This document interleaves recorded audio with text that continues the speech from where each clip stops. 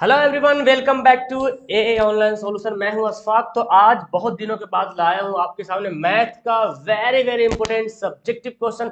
तो आज इस वीडियो में हम लोग पढ़ने वाले हैं मैथ का सब्जेक्टिव क्वेश्चन।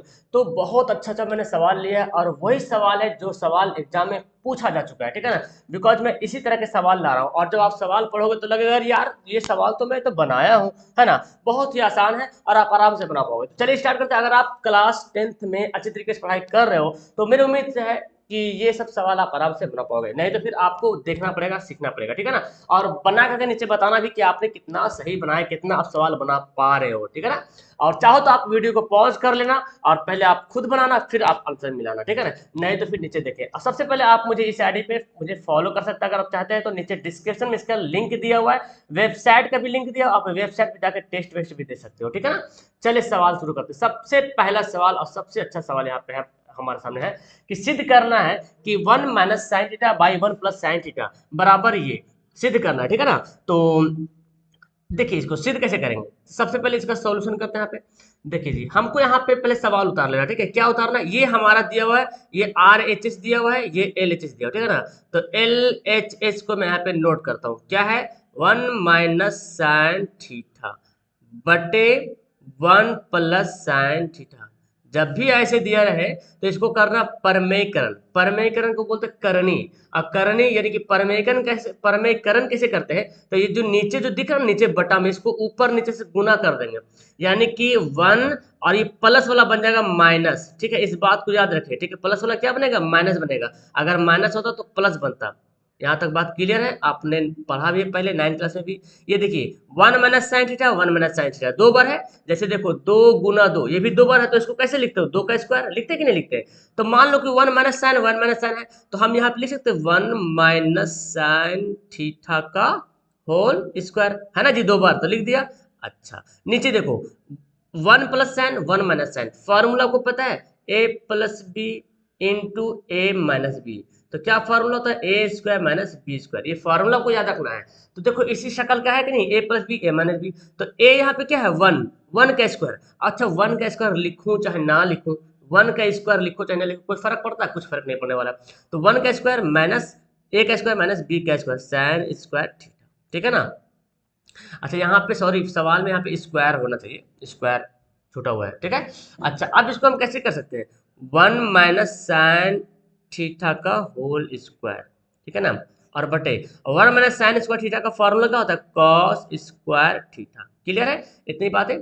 चलिए अब इसको मैं क्या कर सकता हूँ, इसको मैं करता हूँ यहाँ पे, इसको मैं इधर ले लेता हूँ। यहाँ देखो बनाते हैं 1 - sin θ जो दिख रहा, और क्या है दिख रहा cos θ। ये दोनों पे स्क्वायर है, तो हम इसको घेर के ऐसे स्क्वायर लिख सकते हैं, ठीक है ना। जैसे आपने पढ़ा होगा सवाल 8वां वगैरह में कि m/2 n/2 रहता है, तो आप चाहो तो m/n का घेर के पावर 2 ऐसे स्क्वायर लिख सकते हैं। तो यहाँ पे भी वही है, हमको लाना है इस तरह से। इसको अब बंटवारा कर दो, नीचे बच गया ना, तो क्या बचेगा 1/cos θ माइनस sin θ बटे cos θ का होल स्क्वायर, जैसे ऊपर में दिया हुआ है। अब बताओ, आप लोग बताओ, वन बाई cos θ क्या होता है, 1/cos θ होता है sec θ, और sin θ/cos θ क्या होता है जी, tan θ का होल स्क्वायर। यही लाना था एक्चुअली, यहाँ पे स्क्वायर है, ठीक है ना। तो ये हमारा हो गया RHS, क्या हो गया, प्रूव्ड हो गया, RHS प्रूव्ड। क्लियर है, समझ में आया। इसका स्क्रीनशॉट आप लोग जरूर ले लेना। ओके चलो सेकेंड सवाल देखिए। सेकेंड सवाल बहुत मजेदार का है। 6x² - 7x - 3 के शून्यंक ज्ञात करना है।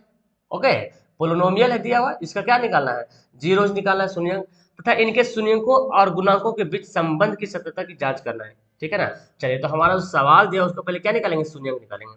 ओके देखिए यहाँ पे हम लोग करते हैं हल। क्या निकालना है, शून्यंक निकालना। इस बात को याद रखें, हमको क्या निकालना है, शून्यंक निकालना है। तो यहाँ पे सवाल क्या दिया, 6x² - 7x - 3 बराबर 0 में लिखता हूँ, ये सवाल दिया हुआ है। तो इसका शून्यंक निकालने के लिए हमको इसको गुणनखंडन कर रहे हैं, गुणनखंडन विधि। तो 6×3 = 18, है ना। 6×3 = 18, देखो जी 6×3 = 18 आ गया। अच्छा 6 और 3 जोड़ते हैं तो 7 आएगा, नहीं आएगा। 6 में से 3 घटाएंगे 7 आएगा, नहीं आएगा।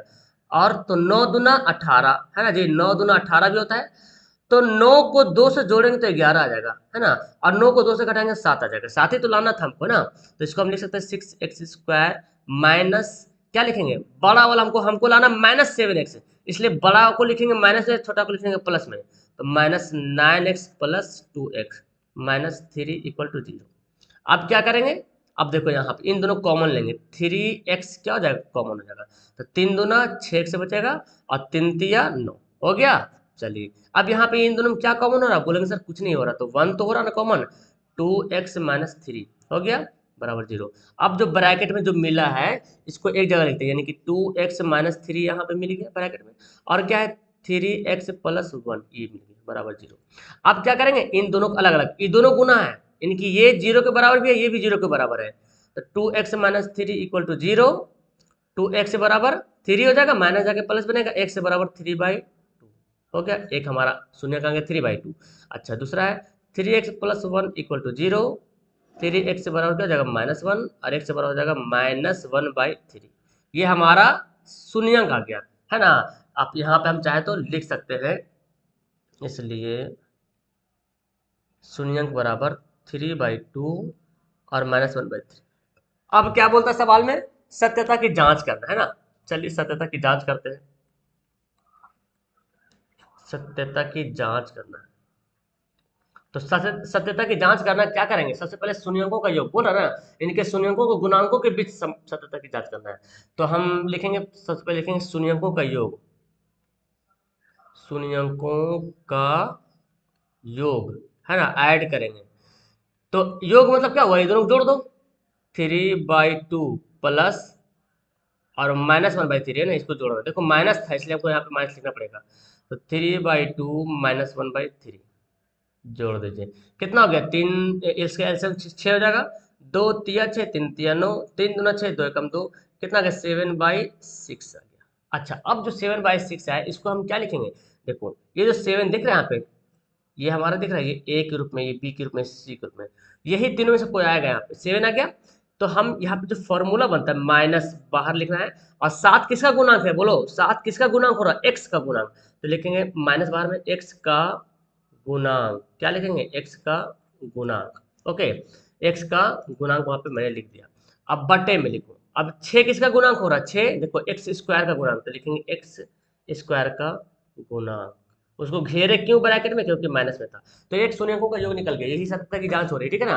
अब निकालेंगे शून्यंकों का गुणनफल, ये अलग है, ठीक है ना। शून्यंकों का, थोड़ा सा राइटिंग गड़बड़ा रहा है ना, थोड़ा सा आप कॉपरेट कर सकते हैं, करिएगा। गुणनखंड क्या होता है, गुणनखंड में क्या करेंगे, दोनों शून्य को क्या करेंगे, गुना कर देंगे। तो चलिए गुना करते हैं, 3/2 इंटू -1/3, ठीक है ना। तो कट जाएगा ना जी, ये दोनों कट गया, तो -1/2। अब देखो -1/2 को क्या लिख सकते हैं, -1/2 देखो 1 किसका गुणांक हो रहा, तो फिलहाल -1/2 वैसे रह दीजिए। ये जो माइनस आया ना, ये है अचर पद, क्या है, अचर पद, अचर पद। और 2 जो है, 2 को क्या लिखेंगे, ये 2 कैसे आया, अभी हम बताते हैं 2 कैसे आया। एक्चुअली यहाँ पे लिखना है तुमको x² का गुणांक, x² का गुणांक, देखिए कैसे आया भाई यहाँ पे, तो समझिए। अब देखो -1/2 आ गया। अच्छा इसको ऐसा करो, इसको काटवे मत करो, है ना, मत काटो इसको, इसको काटो मत तो अच्छा होगा। क्या आ जाएगा -3/6, अब समझ में आ गया, इसको मत काटना। ओके, इसको मत काटना, इसको जैसे ऐसे रहना, चलो ओके।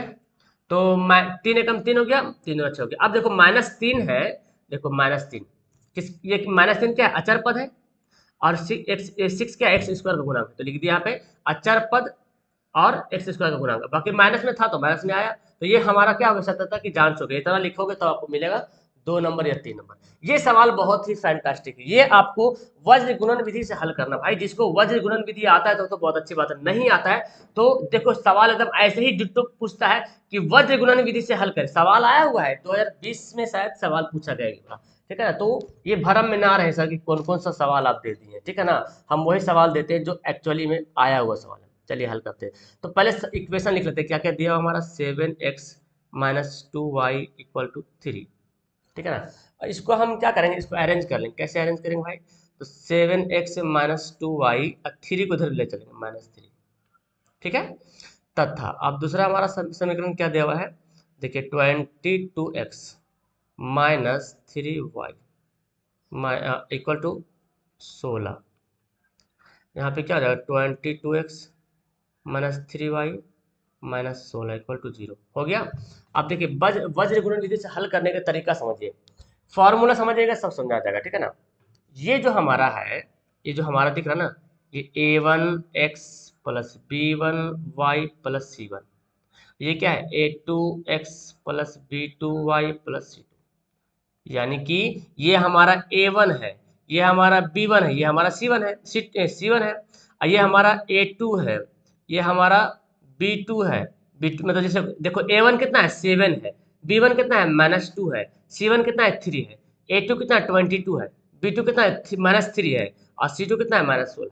अब फार्मूला लिखना है, तो फार्मूला पहले x से निकालेंगे। अब ध्यान से जब x से निकालेंगे, x से लिखेंगे बटा, अब देखो फार्मूला ही मेन है, फार्मूला याद है तो सब याद हो जाएगा। फार्मूला का तरीका मैंने ये बताता हूँ कि जब आपको हमको यहाँ पे मिटाना भी पड़ेगा, ये सब तो हम मिटाते, समझ में आ गया कि a1 a2 b1 b2 कौन है, ठीक है।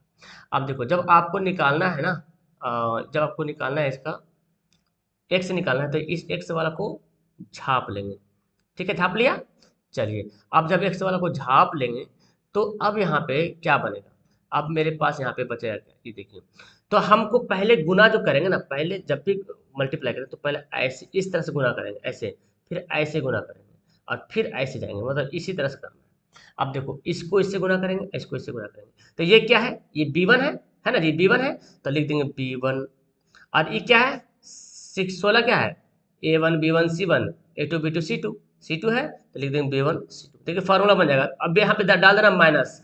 अब ऐसे कर दे तो फिर ये दोनों कर दो, जब पहले बार लेकिन ऐसे करना है, ऐसे नहीं करना, पहले बार ऐसे ही करना है, फिर ये दोनों किसी को कर दो। तो इधर क्या c1 है, तो लिखते हैं c1, और ये क्या है b2 है, b2, ये हमारा x का फॉर्मूला बन गया, ठीक है ना।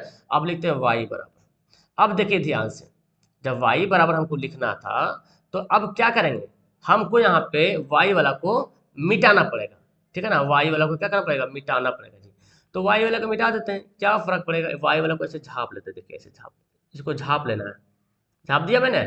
चलिए अब जब झाप दे तो देखिए, अब क्या बोला मैंने, अब ऐसे जाना, अब ऐसे, यानी कि नीचे से ऊपर जाना, पहले ऊपर से नीचे आए थे ऐसे, ये नियम याद रखिएगा, पहले ऊपर से नीचे फिर ऐसे, तो ऊपर से नीचे आ गए, अब देखिए ऐसे जाएंगे ऐसे।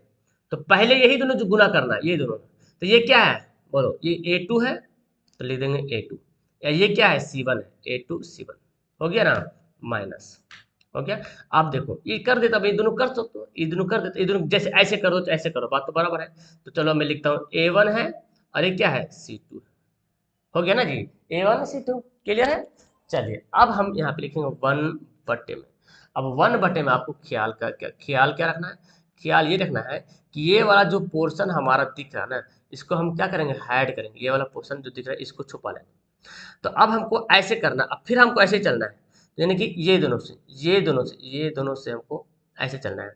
तो ये क्या हमारा a1 है, और ये क्या हमारा b2 है, a1 b2 माइनस, ओके।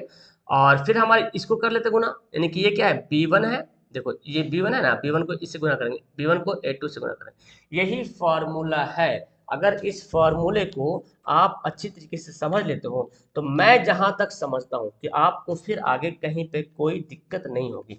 लेकिन आपको पहले फॉर्मूला को अच्छी तरीके से समझना है, यही फॉर्मूला ही सबसे बड़ा चीज़ है, फॉर्मूला सबसे बड़ी चीज़। अगर फॉर्मूला को आ गया तो समझ लो बनाने के लिए आ गया, फिर तो कोई दिक्कत ही नहीं, कोई दिक्कत वाली बात ही नहीं। तो अब क्या करते हैं, अब हम इसको हल करते हैं ना, जो वैल्यू दिया हुआ है उस वैल्यू को बैठा लेते हैं। देखिए अब x हो गया बटे b1 कितना है बोलो, अब देखो b1 है हमारा -2, ठीक है ना, -2। c2 कितना है जी, c2 है, ये है ना c2 -16, देखिए ध्यान से ऐसे बना लेंगे, फिर माइनस डालेंगे। c1 कितना है जी -3, माइनस प्लस का यहाँ पे बहुत ख्याल रखना है, ठीक है ना। और b2 कितना है, देखो b2 भी -3 है जी, b2 भी -3 है, तो ये हमारा एक पीस हो गया, फिर y निकालेंगे। अब देखो a2 कितना है जी, a2 7 है जी, c1 कितना है जी -3 है, ठीक है ना जी। A2 सॉरी A2 कितना 22 है जी, A2 कितना 22, इसको ध्यान से बनाना है, नहीं तो फिर गड़बड़ हो जाएगा, जिस तरह से हम कभी कभी फंस जाते हैं। तो A2 हो गया 22, और C1 है -3, माइनस A1 कितना है, A1 हमारा 7 है, और C2 है कितना देखो -16, है जी। C2 जो है -16 है, -16 हो गया। ये अब यहाँ पे लिखेंगे A2 कितना, A1 कितना है 7। अब B2 कितना है जी, B2 है -3 हो गया, माइनस B1 कितना है जी -2 घेर के लिखेंगे। और A2 कितना है, A2 है हमारा 22। तो थोड़ा सा लॉन्ग नहीं दिख रहा, चलिए अब यहाँ पे हम करते हैं इसको, बस इतना ही करना मेन था। अब इसको ध्यान से, 16 दूना 32 हो जाएगा, माइनस माइनस प्लस, यहाँ देखिए minus minus plus, plus minus minus, 3 तिया 9 हो गया, छोटा होता जाएगा। 22 तिया 66, माइनस माइनस प्लस, 16 सतह कितना होता है। अब आपको 16 का पहाड़ा याद है तो ठीक है, 16 का 16, 16 दूना 32 पहाड़ा पढ़ लो, नहीं तो आपको कम से कम पहाड़ा तो याद रखना बहुत जरूरी है। तो 16 सतह होता है 112, 16 सतह 112, ठीक है ना, पहाड़ा याद रखना बहुत जरूरी है। 1/7 21, माइनस माइनस प्लस, 22 × 44। अब इसको और हल कर लो, x से बटा कितना आ गया जी, 9 3 12 यानी कि 23 y बटा, ये कितना आ गया 112 में से 66 घटेगा, 6 6 12, 6 5 11, यानी कि आ जाएगा 56। और ये आ जाएगा कितना, 4 में से 1 गया 3, यानी कि 23, ठीक है ना। चलिए अब यहाँ पे क्या करते हैं, अब ये दोनों हो गए तो हम यहाँ पे क्या लिख सकते हैं, अब यहाँ पे मैं लिख सकता हूँ क्या, कि इसलिए यहाँ पे x से बटा 23 को जो है 1/23 से बराबर कर सकते हैं, ठीक है ना। तो ये दोनों कट जाएगा, है ना, ये दोनों आराम से कट जाएगा। ओके जी, 6 5 सॉरी 6 4 10 46 होगा यहाँ पे, सॉरी 46 होगा, ये 56 नहीं होगा, 46 होगा। 112 में से 66 घटाएंगे तो 46 होगा, ठीक है। अब यहाँ पे आ जाएगा, अब देखो ये दोनों क्या होगा, आपस में कट जाएगा, तो x से बराबर क्या आ गया, 1 आ गया। अब देखो x से बराबर 1 हो गया तथा, तो एक हमारा आ गया x से बराबर 1, y/46 को भी 1/23 से गुना करेंगे, तो 23 दूना 46, ये 2 को 1 से गुना हो जाएगा ना, तो 2 एकम 2, देखो इसलिए x से बराबर 1 और y बराबर 2, यही हमारा क्या हो गया, आंसर हो गया। तो यही था वज्र गुणन विधि। आप तो चाहते तो इसको किसी और विधि से बना सकते थे, विलोपन विधि, लुप्तीकरण विधि से बना सकते थे, लेकिन ये है कौन, वज्र गुणन विधि। तो चलिए सवाल नंबर 4 पढ़ते हैं, बहुत अच्छा सवाल है। सवाल नंबर देखिए 4 क्या बोलता है, एक अर्धवृत्ताकार पार्क का क्षेत्रफल ज्ञात करें जिसका परिमाप दिया हुआ 360। ओके चलिए हल करते हैं, यानी कि दिया हुआ क्या, अर्धवृत्ताकार, अर्धवृत्ताकार पार्क का परिमाप, परिमाप कितना दिया हुआ 360। चलिए तो हमको वृत्त, अर्धवृत्ताकार मतलब वृत्त है, अर्धवृत्त है ना, इसका क्षेत्रफल निकालेंगे तो पहले त्रिज्या पता चलेगा तब ना। तो अर्धवृत्ताकार पार्क का परिमाप दे दिया है, इसलिए परिमाप बराबर फॉर्मूला भी देखो, उसी फॉर्मूला से हम इसको हल करेंगे। परिमाप बराबर क्या होता है, अर्धवृत्त का परिमाप। देखिए अब बोलेंगे सर वृत्त का परिमाप, अर्धवृत्त का परिमाप, तो देखो अर्धवृत्त का परिमिति बोलो या परिमाप बोलो, क्या होता है, r × π+2, ये होता है ना। चलिए परिमाप कितना दिया 360, आर का वैल्यू तो आर ही रहेगा, पाई का वैल्यू क्या है 22/7+2। ओके इतनी तो बात समझ में आ रहा है आपको, इतनी बात समझ में आ रही है। देखिए यहाँ पे आर हो गया, यहाँ पे ये ले लिया मैंने 7 कॉमन, तो 22 + 7 × 14, यहाँ पे पूरा आ जाएगा। अब देखिए 360 हो गया आर, ये कितना जोड़ के आ जाएगा 36 आ जाएगा ना जी, 36/7। देखो 36 से डायरेक्ट काट सकते हैं ना, 36 दहें के 360, अब 7 किससे गुना हो जाएगा, 10 से गुना हो जाएगा, आर बराबर, इसलिए आर बराबर क्या हो जाएगा 7 × 10 यानी कि 70। तो त्रिज्या कितना हो गया 70 हो गया भाई साहब।